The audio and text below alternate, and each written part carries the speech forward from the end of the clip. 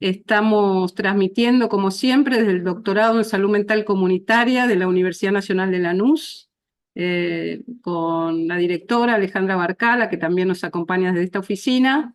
Y bueno, decía que entonces el ciclo va a continuar por lo menos el mes de marzo del año que viene, pero hay algunas otras novedades que quizás al finalizar el encuentro de hoy podamos comentarlas también. Y hoy tenemos el enorme honor y alegría de contar con la participación generosa siempre del profesor doctor Amalio Blanco, uno de los especialistas más destacados e importantes en relación a la trayectoria, al pensamiento, a la biografía misma, a la transmisión de ese pensamiento de Amalio Blanco. Y no es la primera vez que nos acompaña y siempre lo hace con enorme generosidad. Yo le he pedido algunos requerimientos sobre su exposición, pero también le pedí que él expusiera lo que mejor le parece en relación a la memoria y sobre todo al pensamiento, y como él mismo me lo señalaba, usted me corregirá, doctor, profesor, que las demandas que quedan abiertas a partir del pensamiento de Martín Baró eh, para la época actual, ¿no es cierto? Que nos demanda seguir pensándolo, pero sobre todo seguir actualizándolo y activando, por así decir, en los escenarios contemporáneos lo que su obra y su pensamiento nos aporta.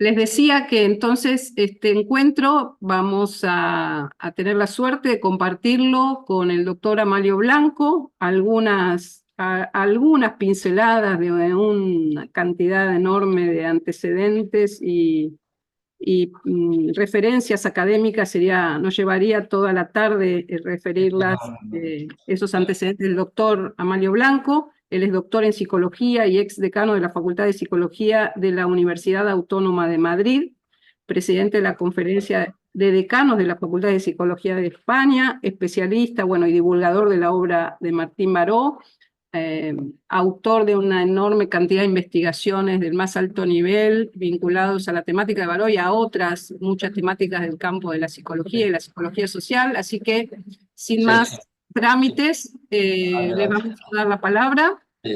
Dinámica, eh, la dinámica va a ser la que venimos teniendo. Luego de la exposición abrimos unos momentos para el intercambio con los asistentes, atentas, se dirá. Y después también le vamos a hacer un lugar al compañero Hugo Morales, que nos visita desde San Luis, porque están con algunas novedades también vinculadas a actividades de Martín Baró, que nos va a dar gusto poder compartirlas con ustedes. Doctor Amalio Blanco tiene la palabra. Lo que no sé si se ve, lo que no sé si se ve el... Hostia. Se lo ve a usted perfectamente. A mí sí, no, pero no importa que se me vea a mí, sino que se vea, Sí, ahora parece que está compartiendo. que se Sí, vea la pantalla. sí, ¿Se ve? ahora sí. Ahora sí. Sí, sí, sí. El legado Ignacio Martín Baró, sí, se ve. Sí, Ah, bien, perfectamente. estupendo, estupendo. Bueno, muchísimas gracias, Rosana, por esa cariñosa presentación. Y muchísimas gracias a las personas que nos están escuchando y gracias de nuevo a la organización de estas charlas por permitirme compartir con ustedes algunas ideas en torno a la trayectoria de Ignacio Martín Baró. Tal y como habíamos convenido, Rosana y yo voy a centrar de manera muy rápida la exposición en torno a estos 4 puntos. Es decir, si yo tuviera que definir cuál ha sido el legado de Ignacio Martín Baró a lo largo de su corta vida académica, murió a los 47 años aproximadamente. Yo lo definiría en estos 4 términos. En primer lugar, hay que hablar del marco sociohistórico del pensamiento de Martín Baró. En segundo lugar, cuáles son los fundamentos epistemológicos que él recoge y resume en la epistemología del realismo crítico. Después, los que yo entiendo que son sus 3 o 4 desarrollos teóricos más importantes. Uno de ellos, lógicamente, el fatalismo, la violencia, la salud mental y el trauma psicosocial. Violencia, salud mental y el trauma psicosocial conforman de alguna manera una unidad. Es decir, la salud mental, el interés de Ignacio Martín Baró por la salud mental proviene lógicamente de los estudios sobre violencia y particularmente de la guerra. Y después esa extensión que hace hacia el trauma psicosocial, me parece que esos son realmente sus aportaciones teóricas más importantes a la historia de la psicología, no solamente a la psicología social o a la psicología latinoamericana, sino a la propia historia de la psicología. Y después hablaríamos muy rápidamente de la necesidad de pasar del realismo crítico al realismo práctico. En último término, la psicología de la liberación es una praxis. Y entonces hemos hablado mucho de la psicología de la liberación, hemos hablado mucho del concepto de liberación, hemos escrito mucho, pero a lo mejor nos falta hacer, nos falta intervenir. Y yo creo que esa sería una extensión de la propuesta de Ignacio Martín Baró, que me parece que es importante, que sería muy importante el recoger y tal, ¿no? La propuesta de Ignacio Martín Baró, cuando hablamos del marco en el que Ignacio Martín Baró instala su propuesta, tenemos que tener en cuenta que, de acuerdo con la hipótesis central de la sociología del conocimiento, las peripecias de tipo biográfico juegan un papel muy importante en la construcción del conocimiento. Existen unos factores existenciales del conocimiento. Y esos factores existenciales, en el caso concreto de Martín Baró y esos factores biográficos en los que él de alguna manera gesta y maneja, influyen de manera definitiva en su manera de entender la psicología y en su construcción de una epistemología psicosocial, tienen que ver fundamentalmente con el impacto que le causó la llegada a América Latina. Un impacto que además es muy común a las personas que compartieron con él una parte importante de la historia de la psicología, de la ciencia social en la universidad, en la UCA. Estamos hablando de un grupo formado por Ignacio Martín Baró, Ignacio Ellacuría, Jon Sobrino, Segundo Montes. Todas estas personas quedaron muy impactadas en su momento por la realidad latinoamericana, particularmente por la realidad salvadoreña, y ese impacto los condujo a una manera de entender el mundo, una manera de entender la fe, una manera de entender la filosofía en caso de Ellacuría, una manera de entender la sociología en caso de Segundo Montes, una manera de entender la teología en el caso de Jon Sobrino y una manera de entender la psicología en el caso de Ignacio Martín Baró muy parecida. Muy parecida. Y esa es, de alguna manera, la segunda de las grandes hipótesis de la sociología del conocimiento. Karl Mannheim dice, no son las personas las que piensan son grupos que están interesados en dar respuesta a problemas comunes. Bueno, pues este grupo de personas conformó un estilo de pensamiento, uno centrado en la filosofía, otro centrado en la teología, otro centrado en la sociología, y Nacho Martín Baró centrado en la filosofía, muy común. Y ese hecho común y esa ideología común está fundamentada en la teología de la liberación. Es decir, el marco fundamental de toda la teoría de Ignacio Martín Baró y su epistemología psicosocial centrada en el realismo crítico tiene como marco de referencia la teología de la liberación. Él lo dice muchas veces, no es algo que yo me invente y tal, ¿no? Él lo dice reiteradamente.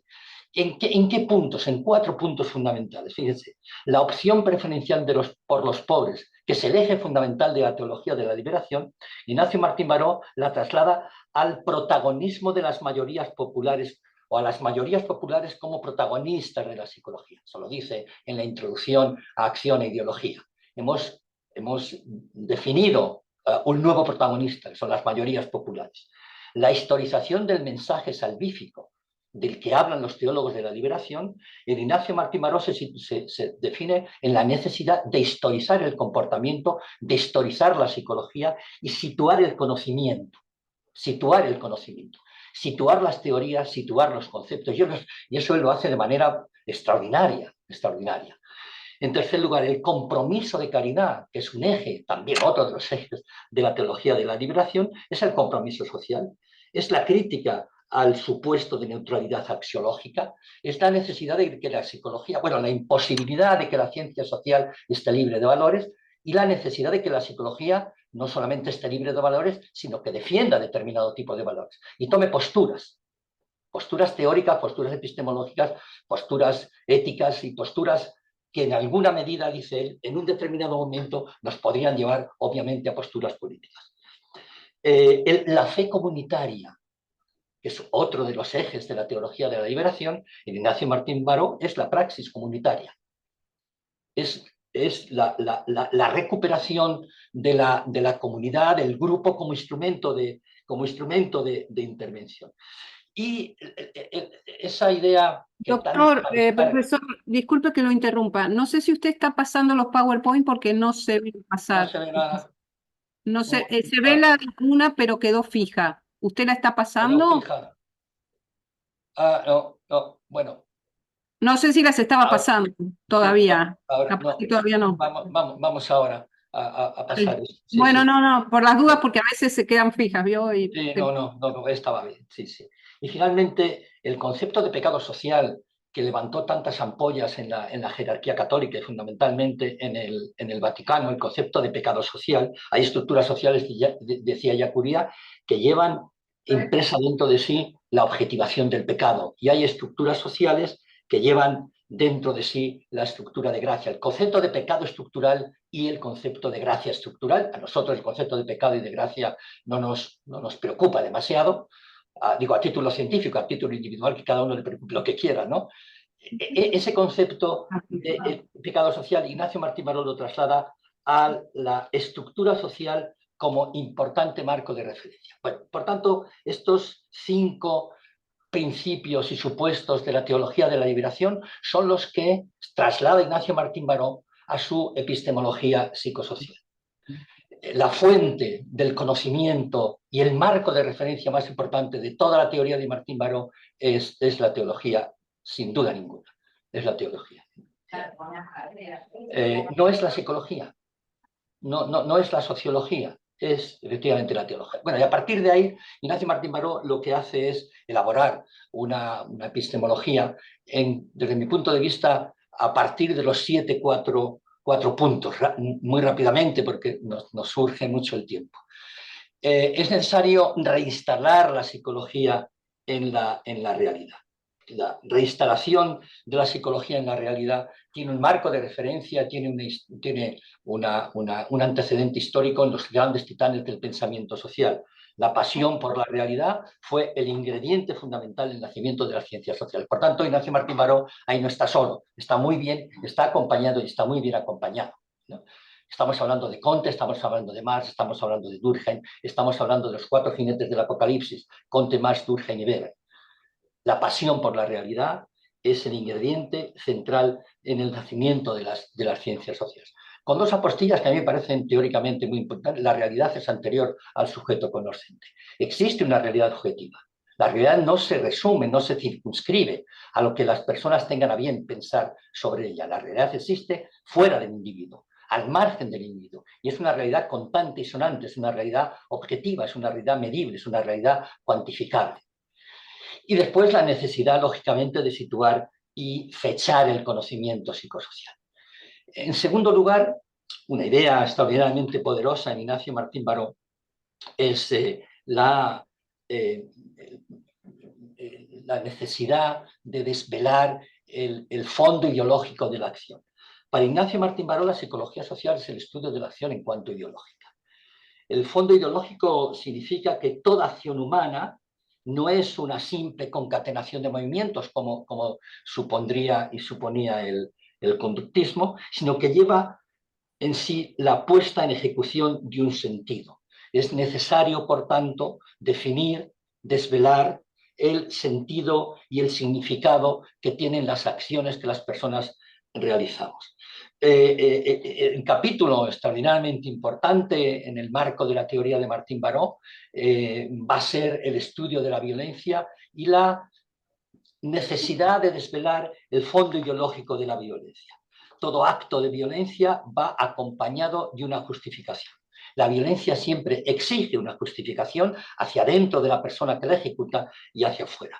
Por lo tanto, se trata de una estructura de valores, de creencias, de normas que justifican la acción humana, que justifican la acción bondadosa, que justifican la acción altruista, pero sobre todo a Ignacio Martín Baró le preocupan aquellas digamos, fondo ideológico, aquellos valores, aquellas creencias, aquellas actitudes, aquellas representaciones sociales que justifican cualquiera de las muchas modalidades de la violencia, que adquiere la violencia colectiva. Y una manera que Ignacio Martín Baró intentó desvelar ese fondo fue la creación del Instituto Universitario de la Opinión Pública. El Instituto Universitario de la Opinión Pública, que Martín Baró crea en el año 1986, exactamente el año 1986, es lo que pretende es intentar conocer el sentir de las personas, conocer lo que opinan, dar voz a las personas que no tienen voz, dar voz a los silenciados, distinguir la información de la propaganda, intentar desvelar ese fondo de elucubración, de mentira que iba acompañando las noticias, la información, digamos, oficial. ¿no? En último término, de desvelar la mentira institucionalizada. Y ese concepto de mentira institucionalizada, Martín Baró lo califica, lo define, lo sitúa como una de las tres razones de la guerra civil en El Salvador. La mentira institucionalizada. Por lo tanto, hay que desvelar, hay que descubrir lo que hay de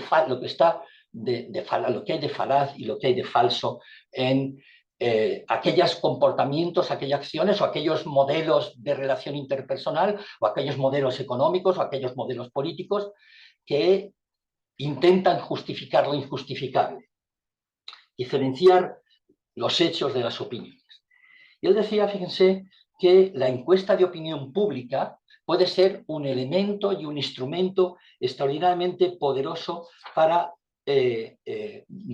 desvelar el fondo ideológico, desvelar las falacias, desvelar las mentiras que están justificando determinado tipo de acciones, desde la violencia de la guerra hasta la violencia de género. Y a ese mecanismo y a esos procesos de descubrir y de desvelar la falacia que existe tras determinados comportamientos o determinadas estructuras sociales, Ignacio Martín Baró lo llamó desideologización. La desideologización es un proceso reflexivo en el que nos hacemos conscientes de cuáles son los símbolos, los significados, el mundo simbólico que justifica la injusticia, que justifica la opresión, que justifica la violencia, que justifica la desigualdad. Y ese fondo ideológico y ese mecanismo de desideologización, esa manera de desvelar lo que hay de falso en toda la estructura social y en las estructuras que definen los comportamientos humanos, esa manera de desvelarlo solo hay una: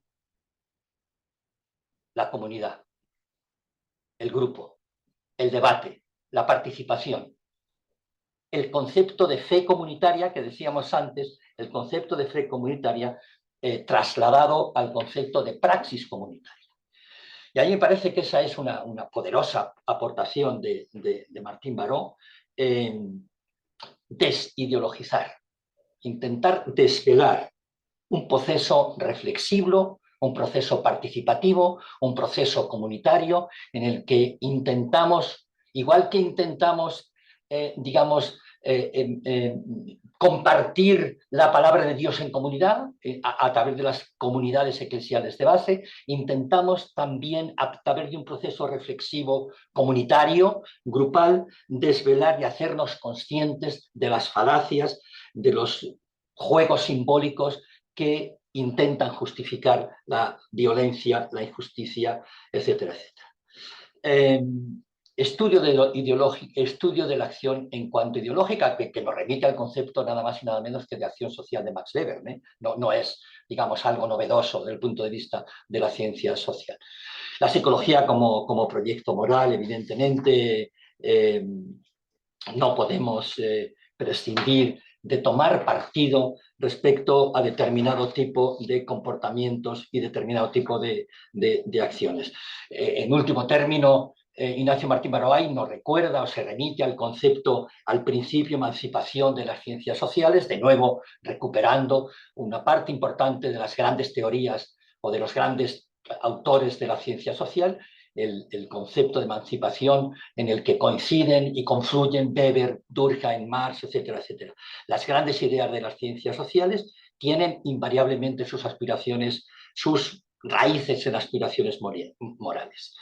Y en último término, en realidad no podemos mantenernos indiferentes frente a la pobreza, frente a la injusticia, frente a la violencia. Tomar partido es una opción inexcusable de la ciencia social y particularmente de la psicología, porque en último término, si la psicología no toma partido por determinados modelos de comportamiento, efectivamente estamos haciendo, digamos, elucubraciones en el vacío. En ciencias sociales, el científico no puede sentirse involucrado en aquellos fenómenos que estudia. No puede dejar de tomar postura frente a determinados fenómenos, sobre todo aquellos fenómenos que causan daño. Todo aquel comportamiento, toda aquella acción, todas aquellas estructuras cognitivas o estructuras sociales que causen daño a nosotros nos sentimos concernidos respecto a ellas. Y sentirse concernido significa dos cosas. Uno, denunciarlo, y dos, intentar cambiarlo. Y ese es el concepto de liberación, una praxis. Primero la denuncia, decía Ellacuría, y después la utopía. O primero la utopía y después la denuncia. Era exactamente igual. Hay que tomar postura. Resulta absurdo, decía en un determinado momento, incluso aberrante, pedir imparcialidad a quien estudia la drogadicción, la violencia, el abuso infantil, la tortura, etcétera, etcétera. Bueno, esas. No tiene eso. Compromiso. El poder como dimensión básica de la vida social. Ignacio Martín Baró cree que el poder es una de las dimensiones básicas de la vida social, que el poder no está situado solo en las grandes estructuras sociales, que el poder está situado en todos y cada uno de nuestros comportamientos, que el poder forma parte de la realidad de la vida cotidiana, que el poder está de alguna manera definiendo una parte importante de nuestras relaciones interpersonales y de nuestras relaciones intergrupales y nuestras relaciones intercategoriales, que está presente en todas las relaciones humanas. Y muchas de estas relaciones están definidas por una lógica de poder y sumisión. Muchas de estas relaciones. Y esa es, de alguna manera, una de las grandes tareas que tiene la psicología y tal, ¿no? Y ese poder tiene efectivamente consecuencias muy psicológicamente dañinas, como es la sumisión, como es la obediencia, como es el conformismo, como es la dominación. En último término, yo creo que ahí cuando hablamos del poder tenemos dos tentaciones. Una, definir el poder única y exclusivamente en el sentido weberiano como la capacidad de coacción, como la tendencia a imponer nuestra propia voluntad si fuera preciso a partir de o con el uso o con la ayuda de la fuerza. Desde ese punto de vista, yo creo que Martín Baró lo que hace es recoger una parte importante de la teoría psicosocial para decir que efectivamente esa es una base del poder, pero que hay otras maneras de entender el poder. El poder del experto es un poder. El poder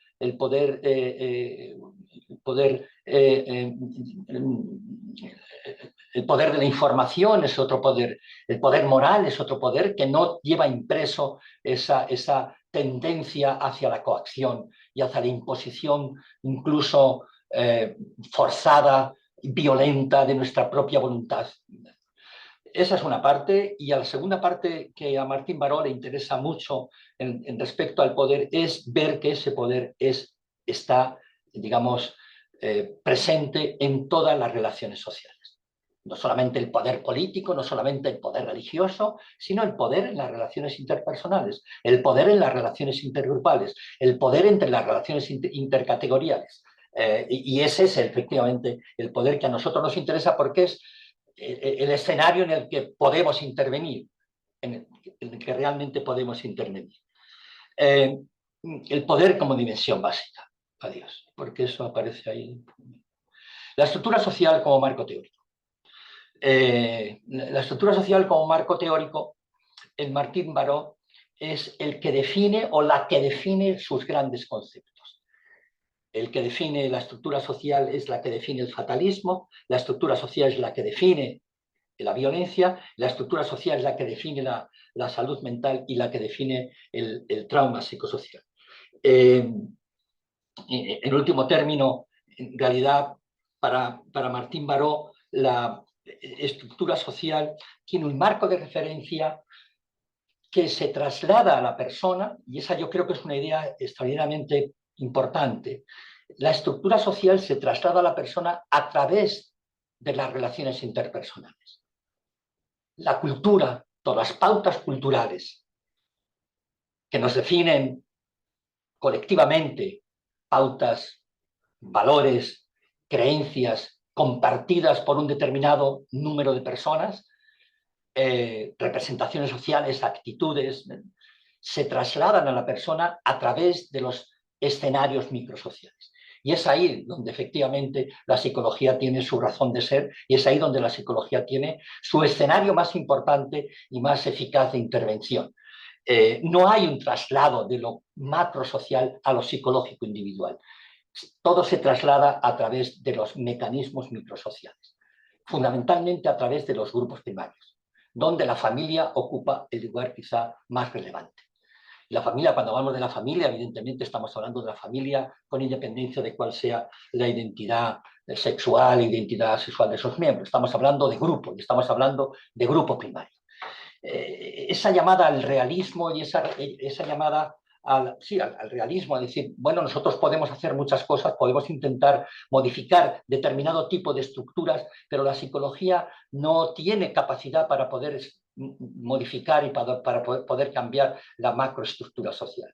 La psicología tiene herramientas solo para cambiar lo personal, para cambiar lo interpersonal y para intervenir en lo microsocial, con independencia de que seamos conscientes de que lo macrosocial juega un papel muy importante. Esa llamada al realismo me parece extraordinariamente importante y pertinente. La racionalidad histórica. Martín Baró defiende la existencia de la verdad. Sí, defiende la existencia de la verdad. Existe la verdad. Y existe la verdad al margen de lo que los individuos piensen sobre ella. No podemos circunscribir la realidad a lo que las personas tengamos a bien pensar sobre ella. La realidad existe fuera de la persona. La realidad existe como un hecho objetivo, que es medible, que es cuantificable y que es observable, medible y cuantificable. Hay una realidad verdadera, hay una verdad situada, y ese concepto de verdad es otra de las grandes batallas de la teología de la liberación. La verdad de la realidad de verdadera, son dos conceptos, dos ideas que John Sobrino ha trabajado y ha trasladado en sus escritos sobre teología de una manera muy reiterada. Y Ignacio Martín Baró efectivamente defiende que no existe una verdad universal, no existen leyes universales del comportamiento humano, no existen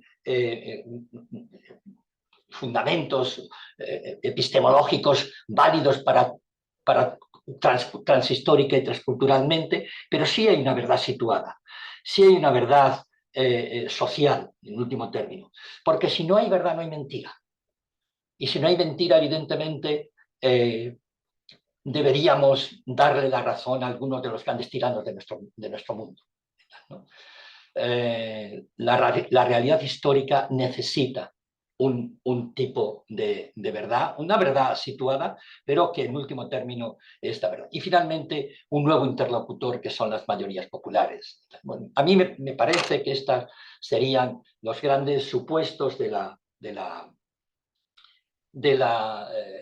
realismo crítico y de la psicología de Martín Baró y particularmente de la psicología social de Ignacio Martín Baró, que llevan implícito una crítica a la psicología social hegemónica.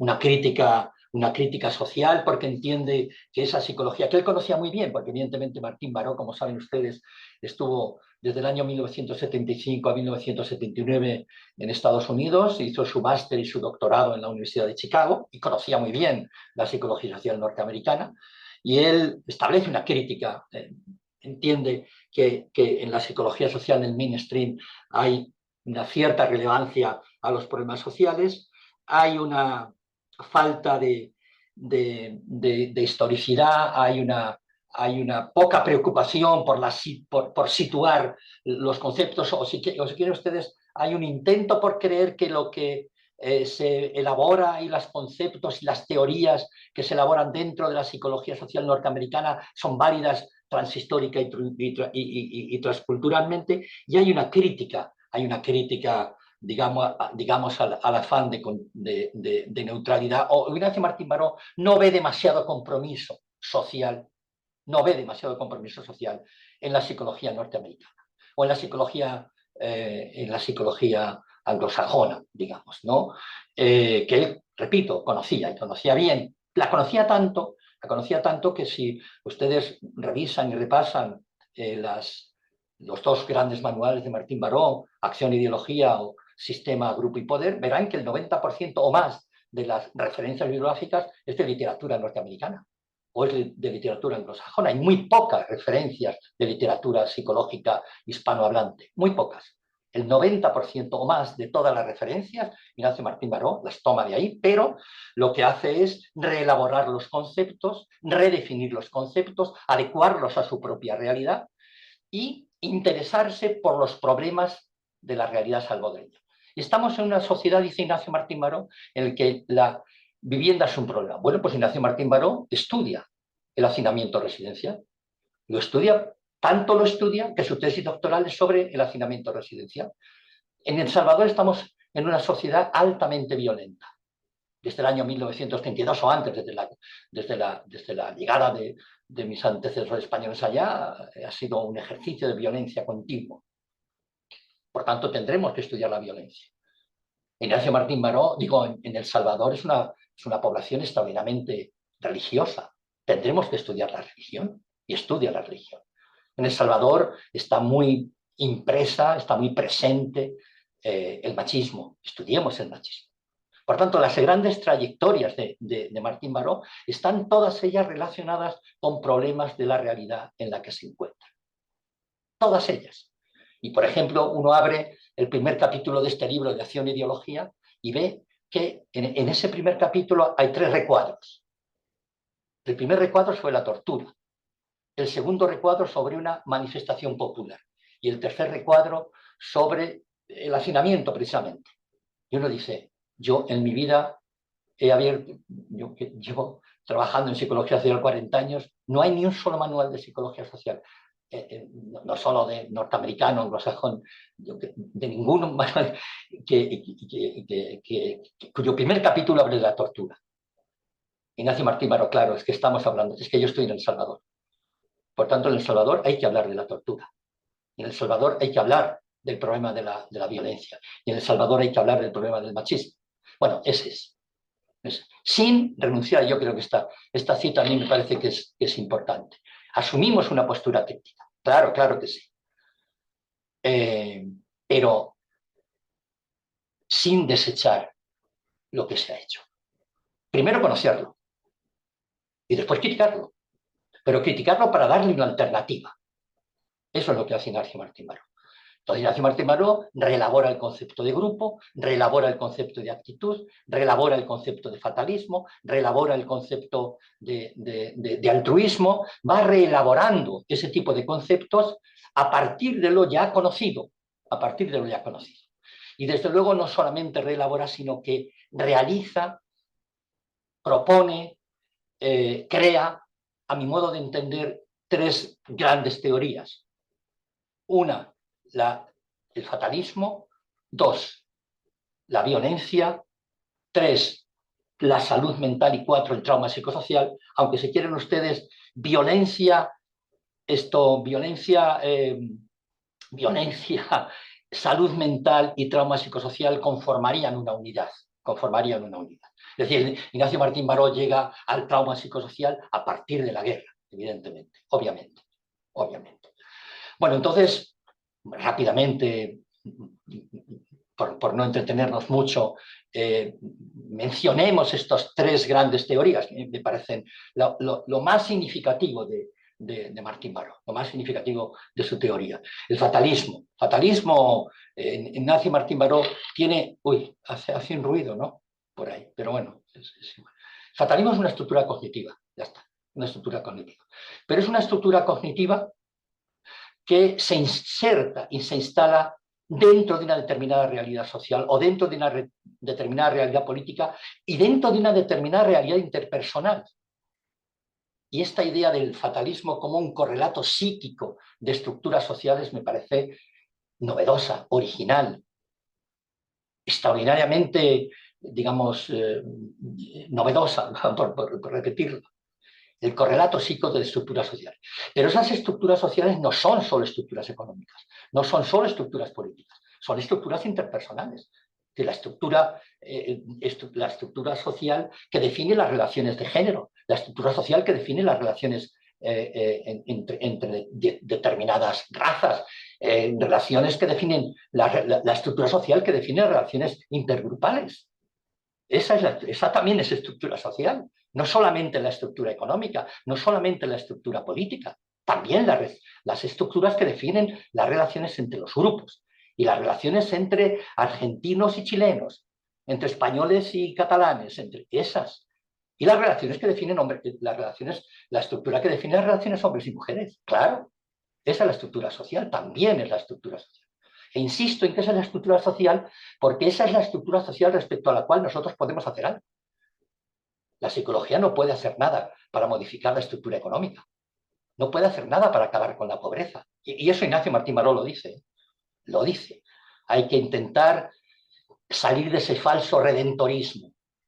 No vamos a cambiar el mundo, pero sí podemos cambiar el mundo de algunas personas.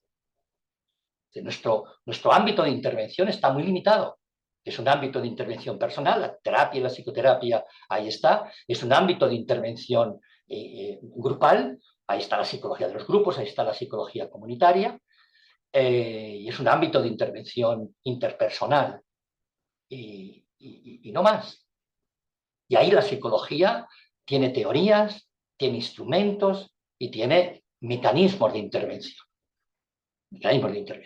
Por tanto, las estructuras sociales son también manifestación del modelo de relación del individuo medio económico, medio político, la interiorización de la dominación social. La interiorización de la dominación social. Y tanta dominación social hay en el macro como en lo micro. Tanta dominación hay en la relación de poder y sumisión del hombre respecto a la mujer, o de los blancos respecto a los afroamericanos, o de los españoles respecto a los migrantes que vienen de África o de Marruecos, como en las grandes estructuras sociales. Con la particularidad, repito, de que yo sí puedo intervenir en modificar la relación intergrupal, pero no puedo intervenir en modificar el medio económico. No puedo. Bueno, y esta idea del soporte ideológico del mantenimiento del orden social, es una idea extraordinaria. Fíjense que eso, en lo que es la psicología social actual, tiene un marco muy avalado desde el punto de vista de la investigación, con una gran evidencia empírica y cuantitativa y cuantitativa en la teoría de los estereotipos. El estereotipo también es un instrumento del que nos servimos para mantener el orden social, para mantener el orden y la estructura social, incluso haciendo una sutil referencia al concepto de falsa conciencia marxiana. Al concepto de falsa conciencia marxiana. El estereotipo, que es una herramienta de la que todos nos servimos, que es una estructura cognitiva que está presente en nuestras relaciones interpersonales, en el día a día, en esa realidad por excelencia, en esa suprema realidad que es la realidad de la vida cotidiana, que decían Berger y Luhmann, no solamente sirven para defender valores, no solamente sirven para para identificarse con un determinado grupo, sino que también sirven para mantener el orden social, como un mecanismo de mantenimiento del orden social y un esquema comportamental de conformismo, de resignación, en fin. En último término, el fatalismo es una estructura, es una actitud. Y entonces Martín Baró analiza el fatalismo como una actitud. Tiene un componente cognitivo, tiene un componente afectivo y tiene un componente colativo, como dirían los clásicos de la teoría de las actitudes. Estos tres componentes. Y fíjense, aquí está la resignación, y ahí está el Ignacio Martín Baró, sacerdote. Y ahí está el Ignacio Martín Baró, cuyas publicaciones en torno a la religión, él habla de una religión del orden y una religión subversiva. Son extraordinarias las publicaciones y las reflexiones que Ignacio Martín Baró hace sobre la religión. Y es ahí donde él recupera el concepto de comunidad. No es muy frecuente el concepto de comunidad Ignacio Martín Baró, poco, pero sale a relucir cuando habla de las comunidades eclesiales de base. Ahí sale a relucir. Y ahí sale a reducir el concepto de resignación como uno de los elementos de los que se ha mantenido, se ha valido la ideología religiosa para mantener pasivos y resignados a las personas, digamos, a esas mayorías populares que Ignacio Martín Baró intenta elevar como los principales protagonismos de la psicología social, con esa idea de que efectivamente el paso por la tierra es un sufrimiento, pero que ya tendrán ustedes esto, su recompensa en el cielo, ¿no? Ignacio Yacoría decía, no hay historias de salvación sin salvación en la historia. Una de dos, o nos salvamos aquí o no nos salvamos en ningún sitio, vino a decir la teología de la liberación, algo que efectivamente molestó mucho a la jerarquía católica, particularmente al Papa Juan Pablo II, que arremetió de una manera violenta contra los teólogos de la liberación. No hay historia de salvación sin salvación en la historia. Esa idea me parece muy potente desde el punto de vista. La violencia, bueno, la violencia la conocen ustedes perfectamente bien la propuesta de Ignacio Martín Baró. A mí me parece que las dos grandes aportaciones de Ignacio Martín Baró son el contexto posibilitador y el fondo ideológico, que vienen a ser más o menos algo relativamente parecido. Toda violencia necesita un soporte, necesita un mecanismo de justificación, necesita unas ideas, necesita un soporte ideológico que la haga aceptable desde el punto de vista del ejecutor como desde el punto de vista estrategias legitimadoras de la violencia. Él fue ahí, digamos que ese concepto supuso un importante avance en el estudio de la violencia en general y particularmente de la violencia colectiva. La historia psicosocial de la violencia. El tercero de los conceptos es el de salud mental. Ignacio Martín Baró llega al concepto de salud mental desde la guerra. Llega al concepto de salud mental, a su preocupación por la salud mental, a partir de las consecuencias, lógicamente, que tiene la guerra en la población, particularmente en la población menor. Él tiene varios artículos sobre niñez y guerra, que son muy referentes, digamos, en ese marco. Y hay dos o tres ideas que a mí me parecen que son esenciales en entender la guerra. Y Ignacio Martín Baró, estamos hablando de los años 80. En los años 80 estamos hablando del DSM-3. Es cuando se incorpora al DSM-3 el trastorno de estrés postraumático. Y el trastorno de estrés postraumático tiene como marco de referencia la violencia. La exposición la exposición que determinadas personas tienen a actividades, a actos que han puesto en peligro su vida, que han puesto seriamente en peligro su vida, que han puesto seriamente en peligro la vida de sus personas más allegadas. Todos estamos ahí, en los años 80. Y Ignacio Martín Baró se pregunta, oiga, ¿y ustedes por qué solamente se preocupan por el posconflicto? ¿Por qué se preocupan solo por el trastorno de estrés postraumático? ¿Por qué no nos preocupamos por cuáles son las razones que han dado lugar a este trauma? Es una idea genial. La salud mental deja de ser un problema terminal para convertirse en un problema fundante. Es necesario saber, indagar cuáles son las razones por las cuales las personas han sido expuestas a un peligro inminente de su vida. la situación pretraumática. La situación pretraumática debe empezar a formar parte del concepto del concepto de trauma, el estudio de las razones. En segundo lugar, la salud mental, vamos a decirlo de otra manera, la dimensión interpersonal es el eje que estructura la vida humana, así, de manera radical, dice Martín Baró. La dimensión interpersonal es el eje estructurador de la vida humana.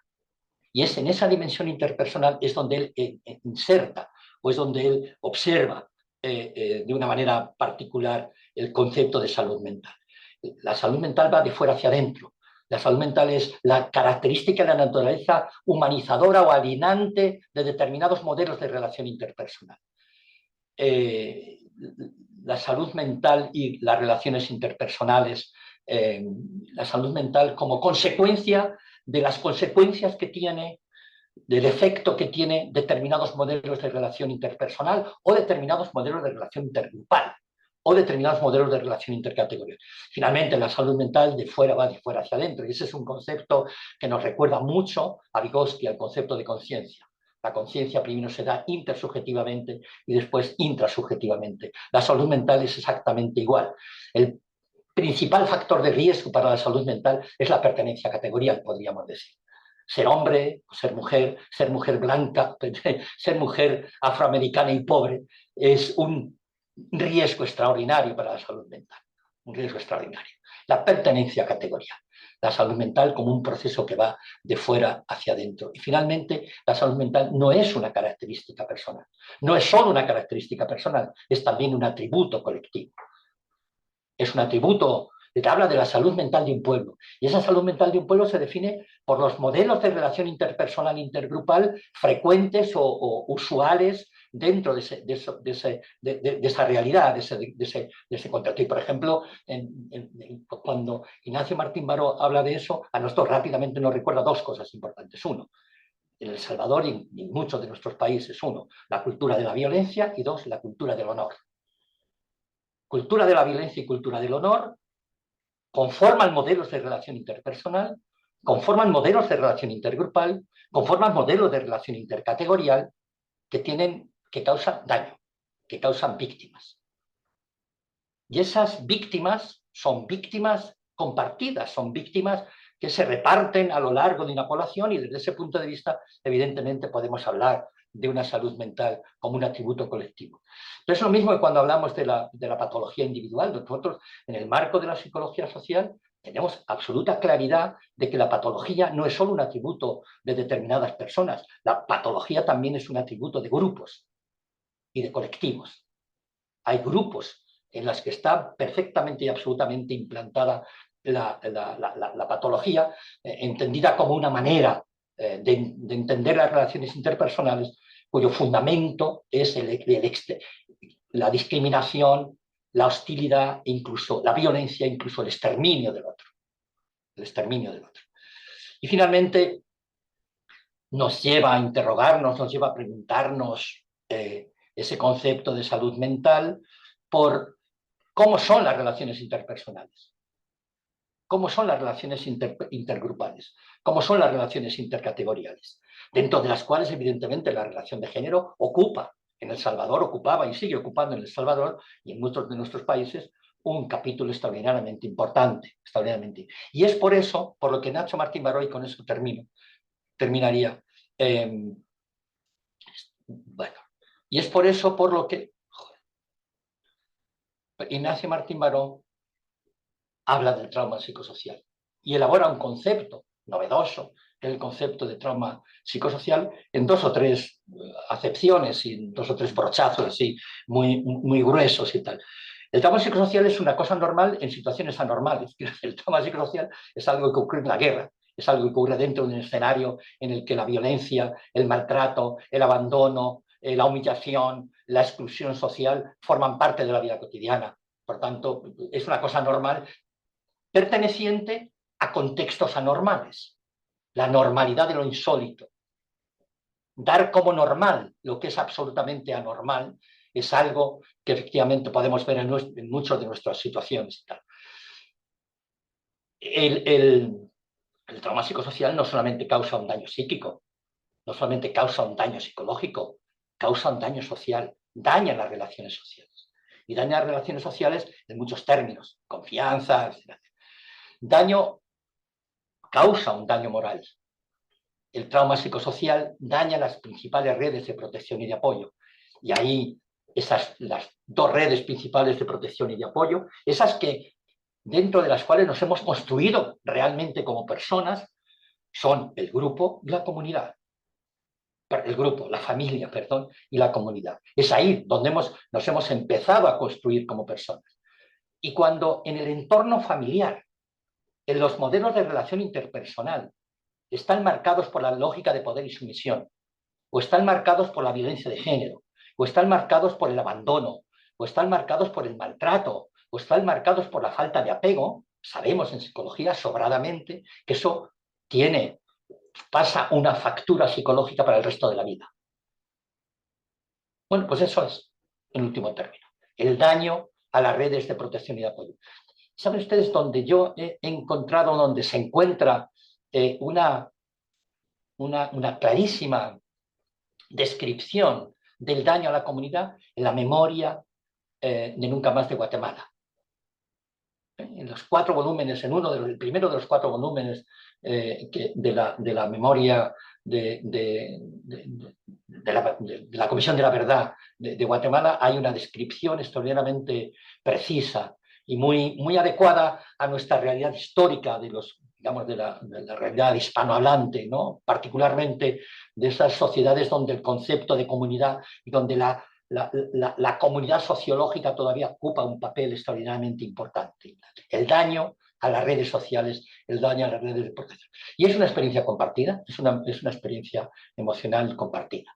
Bueno, partiendo de todo ese tipo de consideraciones, yo creo que habría, y ya con eso termino de verdad, que para el futuro deberíamos dar un paso adelante, deberíamos decir, bueno, estamos hablando del realismo crítico, hablemos del realismo práctico.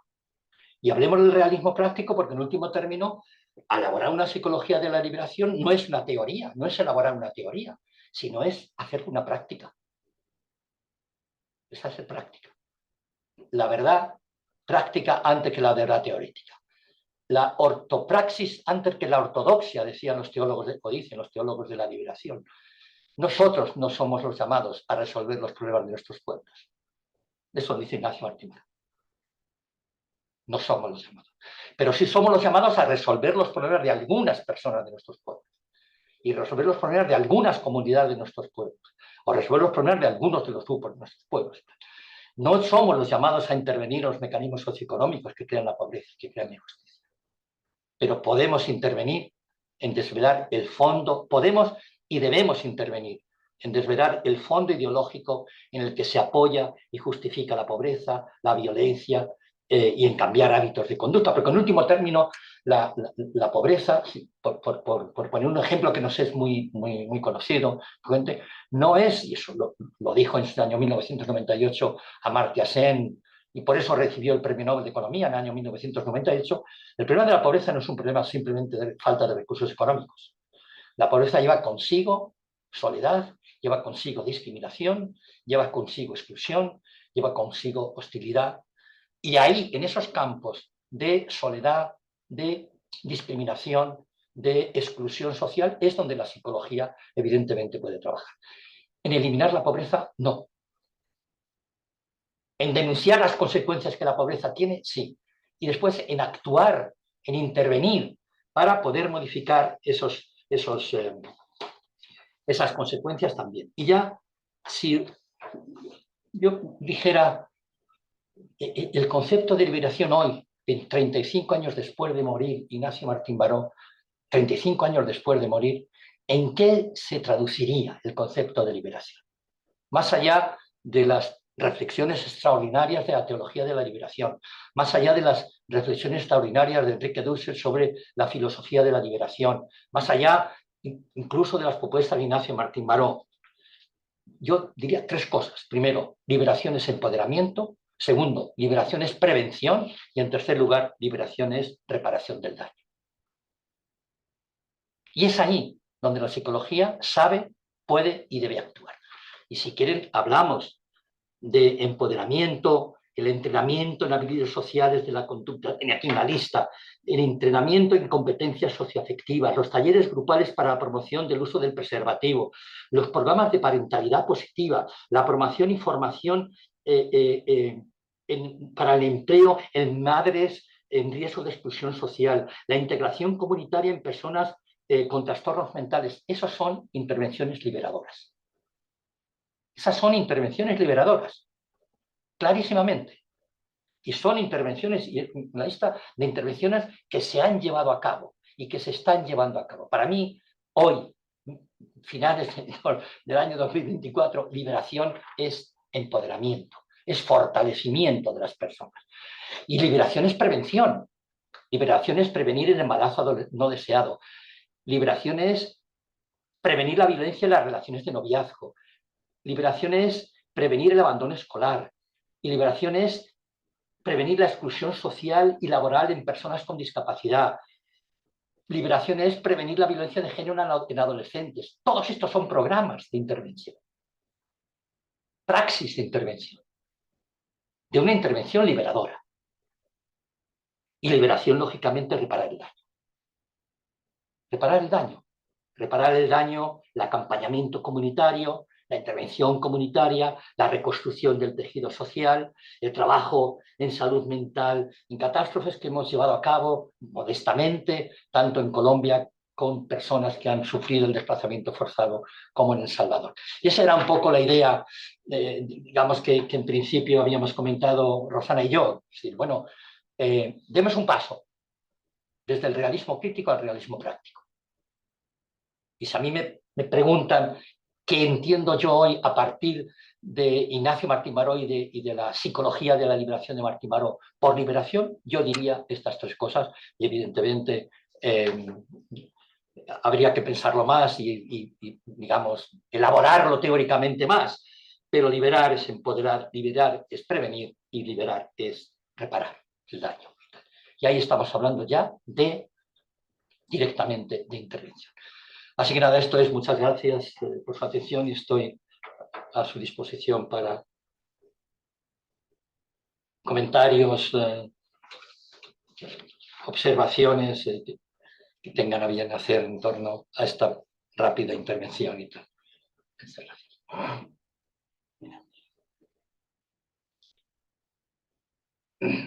Rosana.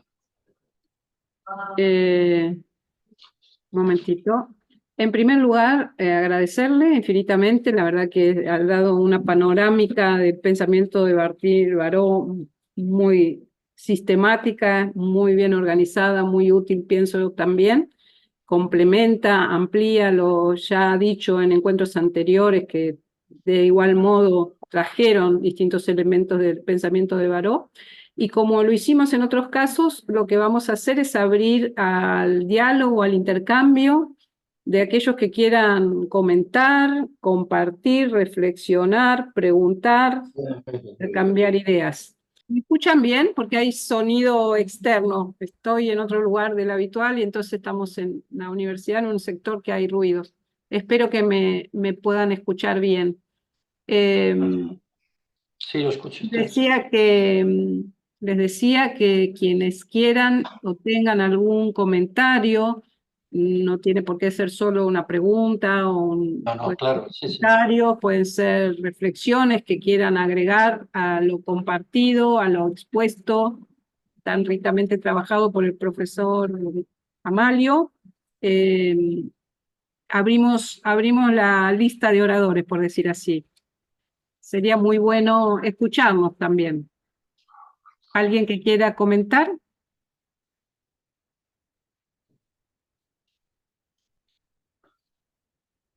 Marcelo, Hola, Bruno. ¿Qué tal, Marcelo? ¿qué ¿Cómo estás? tal? Muy bien. Bueno, antes que nada, muchas gracias por este espacio y bueno, escucharlo al profesor Amalio, la verdad que es un placer enorme. Simplemente un comentario, una especie de agradecimiento, si se quiere, digo, ese libro que él pone ahí en pantalla y que La verdad que ha sido tan valioso porque quienes estamos interesados en esto, la verdad que nos permite poder leer bien sistemático el pensamiento de Martín Baró. Digo, creo que ahí hay unas claves súper interesantes. De hecho, en el primer encuentro yo hice mención de ese libro porque me parecía que era uno de los importantes aportes para poder leer desde hoy, digamos, Martín Baró y poderlo pensar también en otras claves, pero allí hay como una síntesis, nada, creo que valioso de algunos conceptos que incluso el profesor dijo al principio, así que de mi parte, en ese sentido, digo, más que acotar una reflexión en eso, es comentarle eso, que para mí ha sido, en la formación personal, ha sido un libro extraordinario y creo que para muchos ha sido de igual característica, así que agradecerle en ese punto nada más. ¿De qué libro estás hablando, Marcelo? El libro que usted compiló con con los textos de Martín Baró. ¿Pero cuál de ellos? Es que hay El de tres. tapa naranja, Psicología de la liberación. de Psicología de la Liberación. Sí, es del año 98, sí, sí. 98, sí, sí, sí, Sí. sí. Es que después compilamos otro, Luis de la Corte y yo. Luis de la Corte hizo su tesis doctoral sobre Ignacio Martín Baró en el Sí, año sí. 1999, lo publicó después en Desclés de Bruber. Yo creo una tesis doctoral muy, no sé si lo conocen, pero es muy Sí, sí, sí, sí. He ¿Lo leído. conocen? Sí, sí. Y después publicamos en el año 2003, publicamos otro libro en Trota sobre poder, ideología y violencia, donde recogíamos los artículos de violencia y trauma. Y después Mauricio Gaborit y yo recogimos escritos no publicados por Nacho Martín Baró, y en el año 2016 publicamos un libro en la editorial de la UCA que se titula Realismo Crítico. Y tal, eso sí. El problema de esos El, libros es que los dos primeros están agotados en Trota y el tercero está en la UCA, pero tiene una distribución muy deficiente, muy deficiente la UCA. el problema es que los que vivimos de este lado del mundo, muchos de esos materiales no nos llegan. Digo, ese es también una de las dificultades que hemos tenido al acceder a esos materiales, ¿no? Yo conocía en profundidad el primero, los otros no los conocía, pero me pondré en campaña de buscarlos. La verdad que son Sí, sí. importantes aportes porque me parece que hay cosas súper novedosas y súper interesantes en eso que menciono. Sí, Marcelo, mira, yo te voy a contar, sí, es que yo tuve una relación personal con Ignacio Martín Baró de 10 años. Yo lo conozco en el año 1979 y él lo mata en el año 1989. Ya tuve una relación de amistad con él, una relación muy estrecha de amistad que además se extendió a la familia. Quiero decir que Ignacio Martín Baró conoce a mi familia, yo conozco a su familia, yo conozco a sus hermanos vivos. Jeremía, sus padres murieron después de matarlo a él, que fue tremendo aquello, ¿no? Y hoy en día quedan vivos tres hermanos, Carlos, Cristina y Alberto Martín Baró, ya muy mayores y tal, ¿no? Tuvimos un intercambio de correspondencia extraordinaria. Yo no sé si guardo todas las cartas, pero guardo muchas cartas de Martín Baró y tal, ¿no? Entonces, cuando a él lo asesinan, digo, ¿yo qué hago? ¿Qué hago yo? Claro. Además de denunciar, además de cabrearme, además en fin, tal, ¿qué hago? Y entonces digo, bueno, pues habrá que dar a conocer su obra, ¿no? Ya está. Porque en el año 1989 la obra de Nacho Martín Baró no era demasiado conocida, Marcelo. Es decir, que él Sí, sí, sí. la había expuesto en algunos congresos interamericanos de psicología, lo había expuesto en algunos congresos nuestros. Nosotros lo invitábamos mucho a Nacho a España y tal, ¿no? Estuvo desde el año 79, que yo lo conozco, hasta el año 89. Yo creo que estuvo casi todos los años en España. Ah, mira. Entre otras cosas, porque él decía, Malio, intenta invitarme porque mis padres son muy mayores, ¿sabes? Y sí, sí, sí. Entonces, él estuvo en una reunión que tuvimos sobre psicología latinoamericana en el 81, estuvo en el Congreso del 83, estuvo en el Congreso de Alicante en el año 86, y después en el año 89, por ejemplo, lo invitamos, la Complutense y nosotros lo invitamos, y estuvo impartiendo conferencias en la Complutense y en la Autónoma. Entonces, cuando uno se queda sin ese referente, porque Nacho Martín era un referente, ¿no? Pues yo la tarea que me dediqué fue primero a estudiar, a leer, y después a darla a conocer. Y afortunadamente tuve la suerte de que Trota, que es una editorial donde publica John Sobrino, donde publicó Sí, El sí. Misterio en Liberaciones. El Misterio en Liberaciones de John Sobrino de la Coruña lo publicaron ahí y aceptó la publicación. Entonces, bueno, pues empezamos a trabajar ahí. Era un estudio, digamos, crítico de la obra de Martín Baró, con una introducción, con muchas notas al pie de página, en fin, un estudio de ese, ¿no? Fíjate, yo en un determinado momento tuve la tentación y la absurda tentación de contar cuántas notas al pie de página hay en los tres volúmenes. Es muy fácil saberlo porque está numerada. 662 notas al pie de página en los 3 volúmenes. 662. Un trabajazo. Trabajo enorme y tal, ¿no? Bueno, en ese primer libro creo que incluso es como una guía muy interesante, digamos, las notas del pie van guiando en cada uno de los textos, contextualizando cuándo fue la conferencia. Para mí ha sido un libro importante. Yo de hecho mencionaba que yo lo he tomado en mi tesis doctoral y lo he trabajado bastante y así que, bueno, Yo, nada, yo, gracias. yo intento localizar el segundo, está agotado, pero bueno, el segundo es igual. Y el tercero sí, el tercero se ubica en La la UCA. UCA, pero además yo lo tengo en PDF. Ok. Yo se lo envío a Rosana. Desde ya les vamos a agradecer todos los aportes que pueda Es que acercarnos, porque yo acá tengo en la vida es PDF. total. Yo tengo en PDF los capítulos, entonces, bueno, yo te lo envío, Rosana, los capítulos y ya está. El segundo, el de poder, ideología y violencia, ese me va a resultar más difícil. Yo ese no lo tengo porque era en un ordenador, en un computador antiguo y tal, y no sé, no sé dónde está eso, no sé dónde está. Y Trota ya no tiene interés en reproducir eso, no, ya no tiene interés. Bueno, vale, ya está. Bien, le agradezco la referencia a su relación personal con Martín Baró, porque justamente era algo que iba a pedir que comentara, porque eso también marca toda una posición con el pensamiento y con el ser humano, ¿no? Que usted tuvo, que fue Sí. Martín Baró.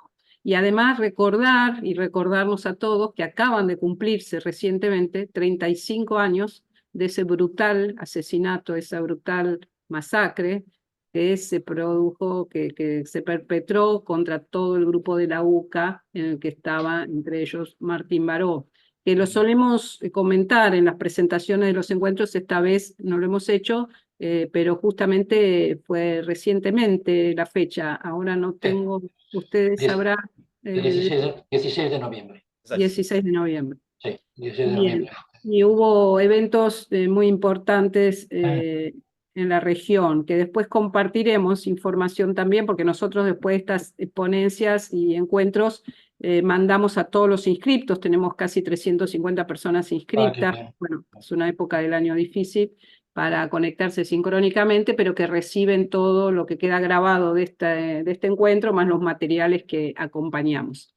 Acá tenemos 2 comentarios en el chat, doctor Amalio, que le leo, a ver qué quiere comentar. Excelente exposición, en primer lugar, dice Eliam. Me gustaría saber su opinión respecto a la pregunta de qué desafíos enfrentamos al intentar deconstruir las formas de violencia simbólica naturalizada en los discursos mediáticos y educativos actuales. Esa es la pregunta, digamos, ¿no? Ya me gustaría a mí poder saber. A todos, Bueno, ¿no? ya me gustaría. Sí. Bueno, yo creo que si nos basamos en la propia teoría de Martín Baró, podríamos y deberíamos decir lo primero, esa es una obligación, es una tarea importante de la psicología, desvelar lo que está detrás de eso. El desvelar lo que está detrás de esos discursos, de esas narrativas, tiene su enjundia, porque efectivamente se dan como hechos reales, se dan como hechos inexcusables, y nosotros disponemos de no muchas herramientas para eso, pero hay dos, así estoy improvisando una respuesta, hay dos. Primero, nosotros disponemos de la herramienta de la información, y esa información nos la dan los datos cualitativos o cuantitativos que haya arrojado la investigación psicológica, psicosocial, sociológica y tal en torno a determinado tipo de problemas educativos o lo que sea. Por tanto, la información basada en evidencias, basada en evidencias. Ese es el primer digamos, recurso del que podemos disponer, del que disponemos. Y hay un segundo recurso del que disponemos, o un segundo y un tercero. El segundo recurso del que disponemos es analizar en qué medida ese tipo de discursos han conducido a un mayor nivel de bienestar, entendido el bienestar en términos, como lo ha entendido la psicología, un bienestar psicológico, un bienestar subjetivo, un bienestar social, en qué términos ha conducido a un mejor nivel de vida, a una mejora en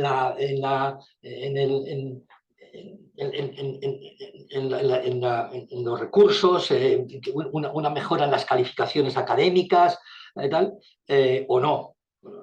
Y finalmente, yo creo que eh, deberíamos utilizar el criterio del daño. ¿En qué medida ese tipo de discursos pueden o no estar causando daño, estar causando desigualdad? Desigualdad. Yo creo que hay en el marco de la educación hay una tendencia muy individualista en la que solamente tienen éxito y solamente son valorados y consideradas aquellas personas que tienen éxito y que tienen éxito y que tienen de alguna manera unas buenas, digamos, calificaciones en los términos que ustedes quieran. Y eso conlleva una comparación descendente, una comparación dolosa, una comparación dañina respecto a otro tipo de personas. Tal, ¿no? En último término, la psicología nos ha mostrado que la cooperación es más beneficiosa que la competición. Y hay una evidencia empírica a lo largo de los últimos 40 o 50 años que lo demuestra. Y los discursos que se fundamentan en la competición son discursos que reproducen un modelo individualista, y ese concepto de individualismo en Ignacio Martín Baró es un concepto muy recio, es un concepto muy sólido, es un concepto muy crítico, porque él entiende que el individualismo lo que hace es reproducir el orden social, y reproducir un orden social injusto y desigual. Injusto y desigual. La crítica al individualismo es uno de los patrones, digamos, más claros en la propuesta de Ignacio Martín Baró. Yo tenía por aquí algunos... el concepto de individualismo refuerza las estructuras existentes, prescinde de la estructura social, cree que la naturaleza de la acción se refleja en la naturaleza de la persona, es decir, que las personas que tienen éxito es porque son listos y las personas que fracasan es porque son tontos, digamos así de manera muy burda y tal, ¿no? Remite a las personas lo que solamente se da en las relaciones interpersonales, prescinde de la estructura social, y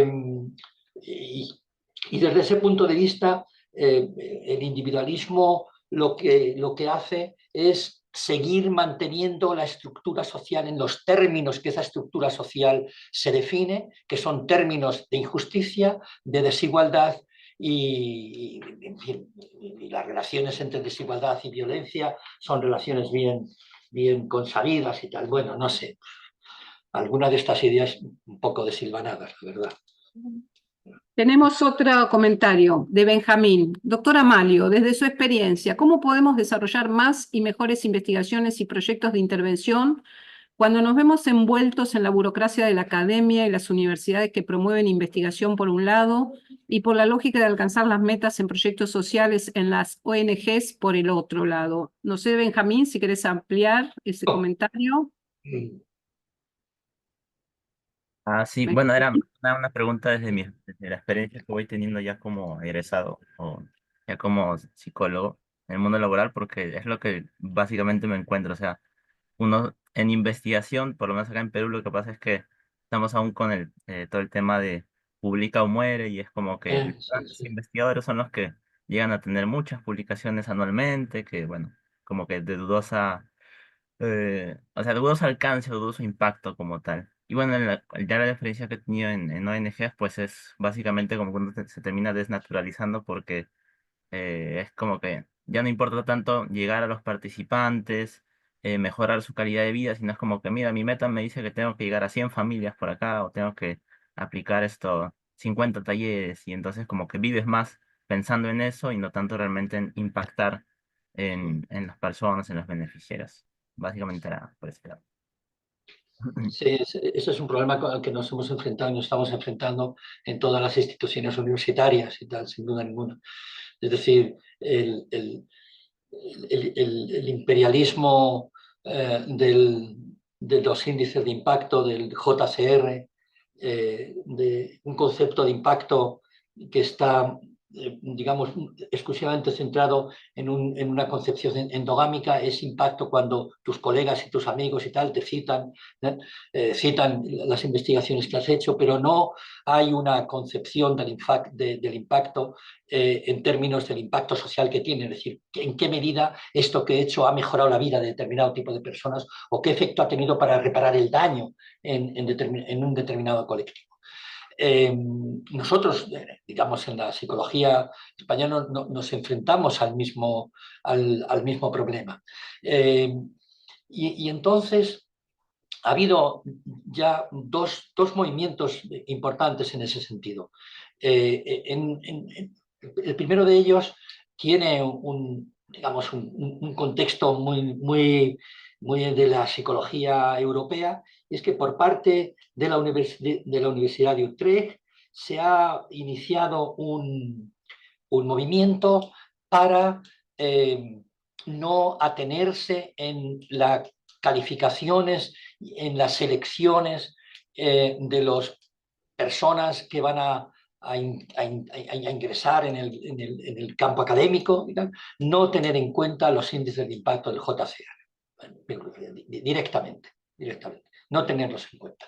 ¿Cuánto tiempo va a tardar eso en surtir efecto? No lo sé, pero por lo menos algo se mueve en ese sentido, porque ese concepto de impacto ha sido un concepto que ha estado única y exclusivamente relacionado con el impacto hacia adentro de la propia psicología, un impacto muy endogámico, y no es un impacto que haya tenido el más mínimo interés por ver qué efectos ha tenido la psicología en la promoción del bienestar humano. Digo, por poner, digamos, una frase así como muy hecha y eso, ¿no? La verdad que es una pregunta muy pertinente la de Benjamín, ¿no? Porque hablando de estas reproducciones del poder, de la enajenación del poder económico hoy tan monopólico y concentrado, las editoriales científicas, la lógica de la ciencia está absolutamente subsumida y asociada a ese tipo de procedimientos enajenantes para los investigadores también, y que cambian el eje y el sentido de lo que hacemos en la academia. Hay otro comentario, no sé si usted terminó ya. Sí. Una preguntita más. Margarita dice, muchas gracias por la claridad de la exposición. Me pregunto sobre cuál sería la forma de lograr un diálogo profundo con nuestros pueblos en épocas de redes sociales y colonialismo cultural. Un diálogo entre los diversos contextos culturales.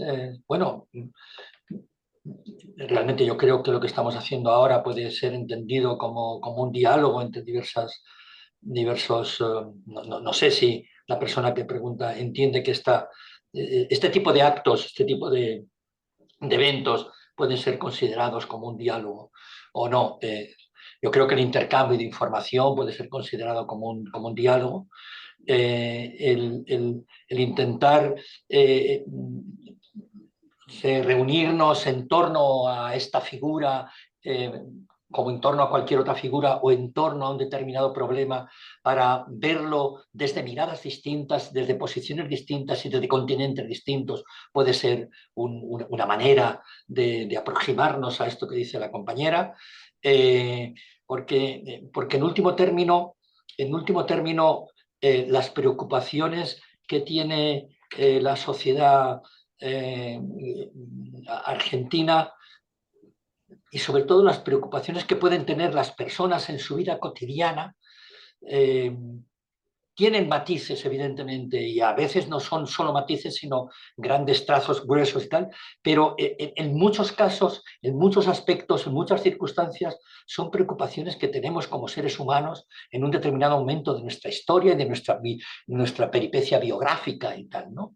Y yo creo que el intercambio de miradas distintas, desde distintas posiciones, de distintas culturas, de cómo hemos abordado, de cómo nos hemos adaptado, de cómo hemos solucionado determinado tipo de problemas, puede ser una manera de acercarnos entre los pueblos y tal, ¿no?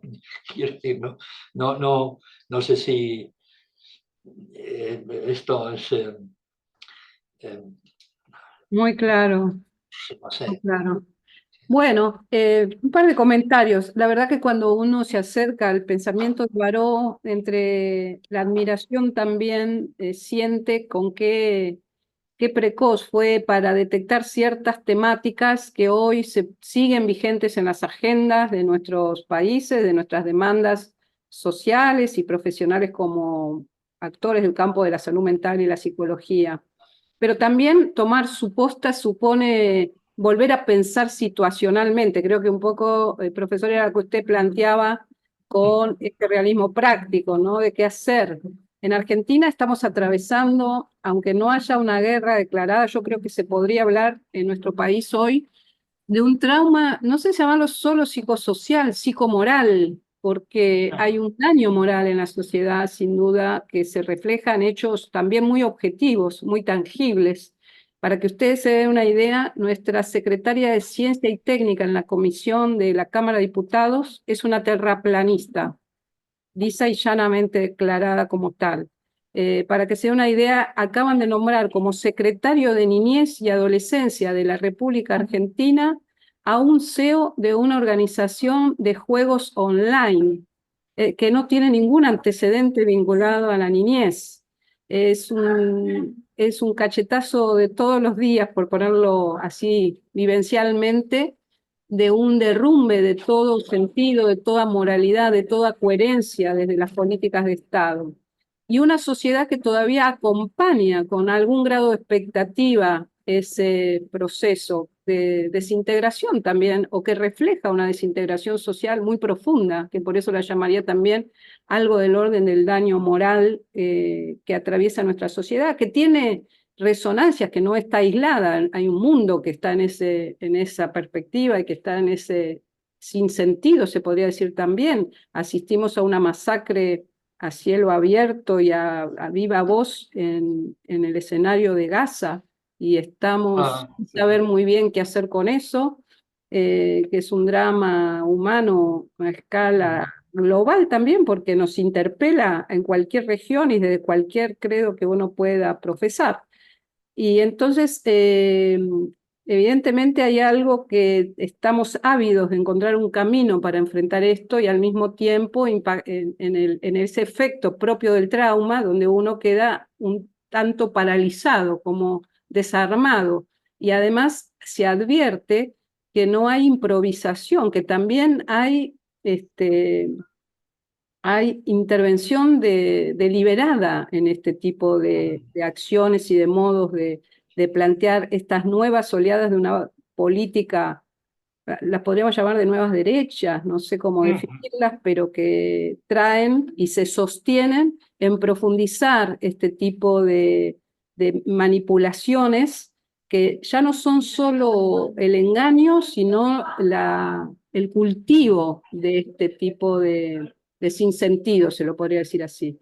Y que en buena medida algunos autores he leído que lo llaman el síndrome Joker, por referencia a esa película reciente donde un hombre, un sujeto muy propio de estas sociedades que expulsan cada vez más a grandes masas de la población, sumido en su frustración, en su individualismo desamparado, encuentra, como pasó quizás con alguna equivalencia en la época, en los inicios del siglo pasado, con el fascismo y sus distintas vertientes, encuentran ecos, encuentran espacios de identificación y hasta una épica que colectiviza, valga la paradoja, porque están en contra de toda colectivización, pero que los aúna atrás de esta idea de ir contra todo, ir contra cualquier asunto, incluso que atenta contra sus propios intereses. Esos sectores marginados, esos sectores sumergidos en los propios efectos del sistema, pasan a ser actores activos y empáticos con aquello que los oprime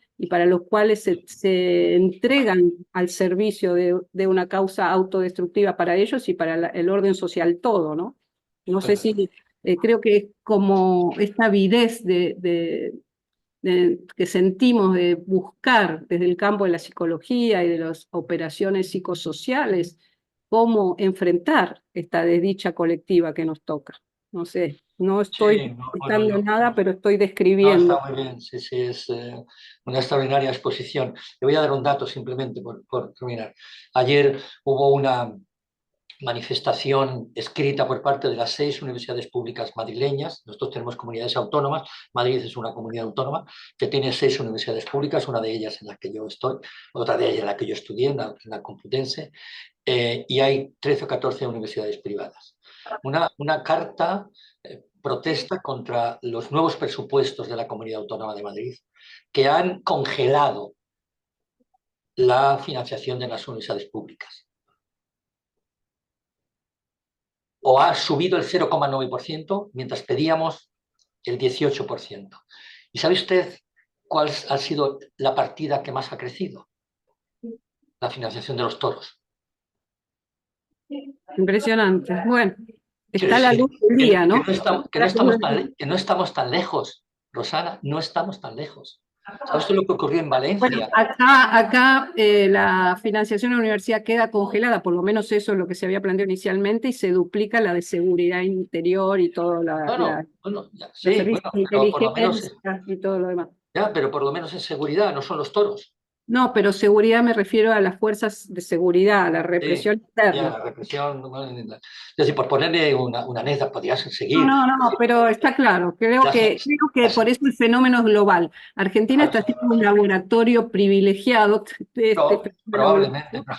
probablemente sí. Este, Pero, porque pero nosotros vamos, pero, se está haciendo fundamentalmente desde el punto de vista de la manipulación ideológica y como sus propios referentes ideólogos lo dicen, es una batalla cultural la batalla cultural, sí, y sí, se lo han sé también. apropiado de esos conceptos que tradicionalmente pertenecían al campo progresista y se pensaban en la perspectiva justamente de la liberación, entendida por el camino de la colectivización, la justicia social, el cooperativismo frente a la competencia, etcétera, etcétera, ¿no? Bueno, como estamos ya sobre la hora, lo estábamos esperando a Hugo Morales, pero Hugo es porque queríamos aprovechar el espacio para difundir actividades también de personas cercanas y que han participado incluso en este espacio en relación al trabajo con la obra de Martín Baró. Y no llega Hugo, pero está Marcelo Muñoz, que es compañero de Hugo en San Luis, y entonces le vamos a dar unos minutitos para que nos cuenten actividades que están lanzando, están emprendiendo, que pueden ser de interés para todos y todas aquí presentes. Te damos la palabra a Marcelo. Bueno, muchas gracias, Rosana, nuevamente. Gracias, Mario. Em, Hace unas 2 semanas dimos inicio formalmente, pero es algo que se venía construyendo, a una red, ¿sí? Justamente pensando en todo esto que se está conversando acá, que se ha conversado a lo largo de los distintos seminarios, ¿no?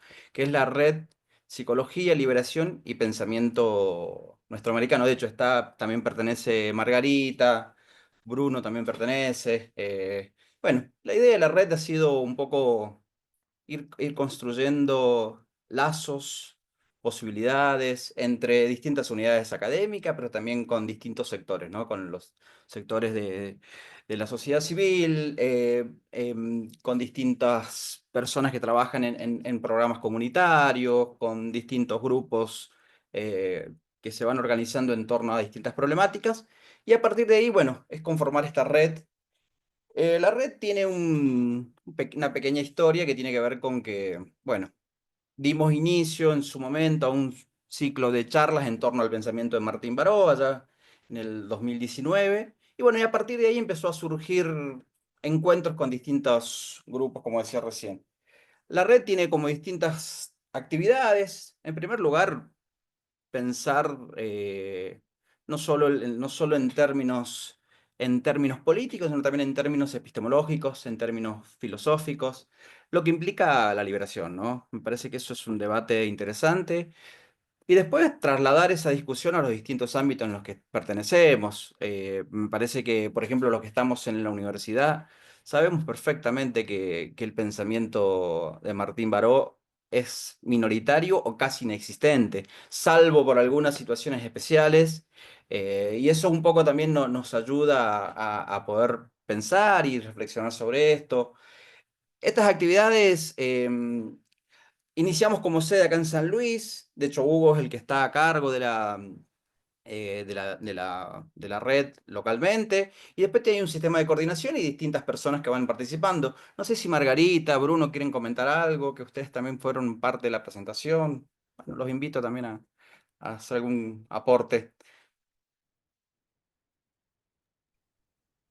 No mucho más, Marcelo. Digo, me parece que la riqueza de encontrarnos y buscar esta actualidad, nuevas preguntas, nuevas relaciones entre los conceptos que nos propone Martín Baró y nuestras propias prácticas, ¿no? Buscándole nuevos sentidos y sobre todo tratando de buscar prácticas que respondan a esas necesidades de nuestros pueblos. El encuentro con compañeros y compañeras de distintos lugares de nuestro país y de América Latina ha sido sumamente enriquecedor. Entonces, justamente ampliarlo, si es lo que vos propones, Marce, digo, me parece un interesantísimo desafío. Sí, porque ahí, un poco siguiendo Margarita, perdón Bruno, no sé si querías decir algo. No, solamente agradecer enormemente la invitación para pertenecer a esa red y gracias por otorgarme la palabra, Marcelo, eso. Bueno.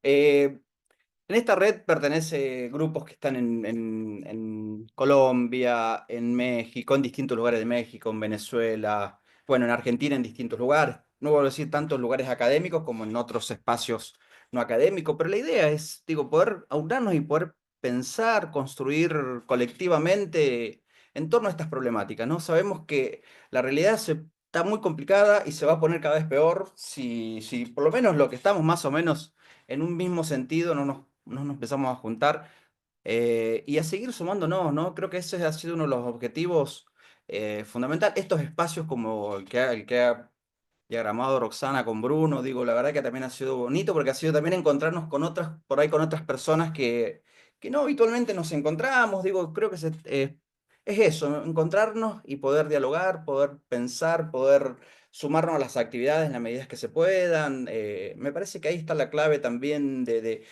pensar solidariamente en todo lo que hace a... Y después, bueno, si bien Martín Baró es el referente, también es, al menos en psicología, la idea es poder también poder pensar en claves actuales el pensamiento de Martín Baró. Digo, es como un poco lo que decía Esteban Malio, ¿no? Hay muchos de estos conceptos que son resignificados, como Martín Baró resignificó en su momento muchos de los conceptos que él absorbió a lo largo de, cuando sobre todo en su formación en Estados Unidos, digo, creo que, y después, bueno, la cantidad de autores que no llegan a las editoriales convencionales y que también producen, escriben, reflexionan, tanto por distintas vías, ¿no? Y eso también me parece que es importante encontrar esos espacios de comunicación, ¿no?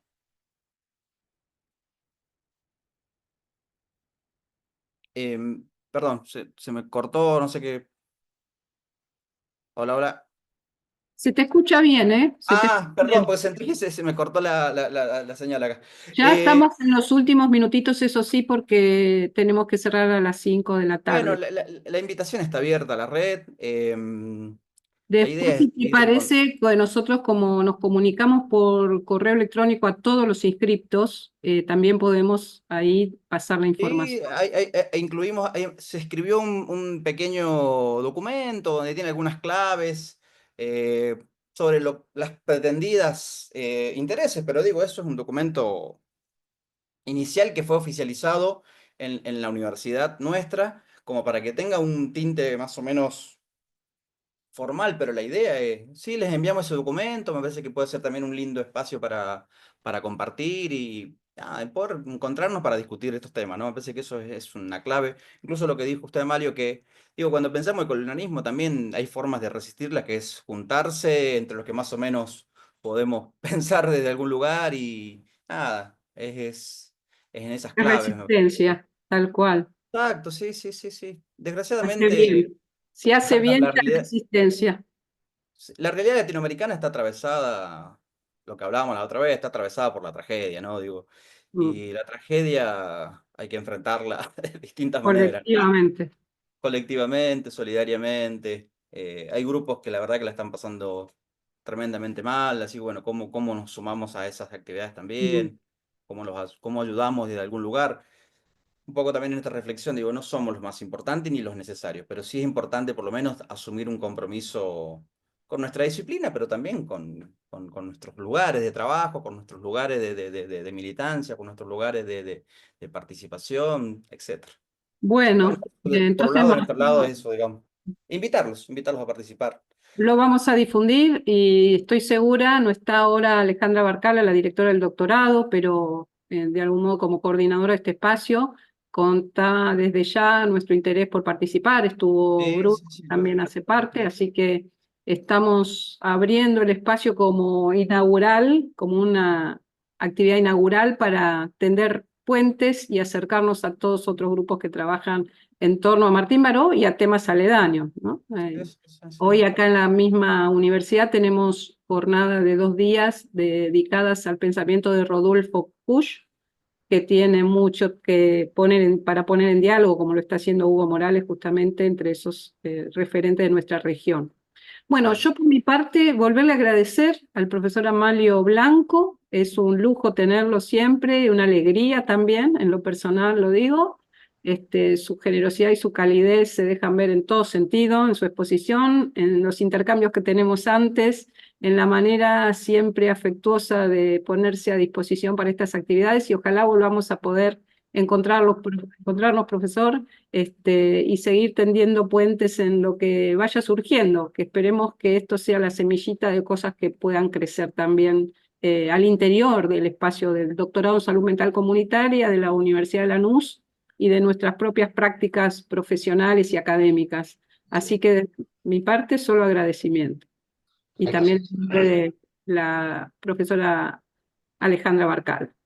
Bueno, Muchas sin gracias, más, muchas gracias. entonces cerramos acá, si les parece a todos, y Bueno, quedamos en muchas gracias. contacto y seguiremos intercambiando materiales y información. Recuerden que en marzo va a estar David Pavón Cuellar, es la persona que ya va a estar en marzo.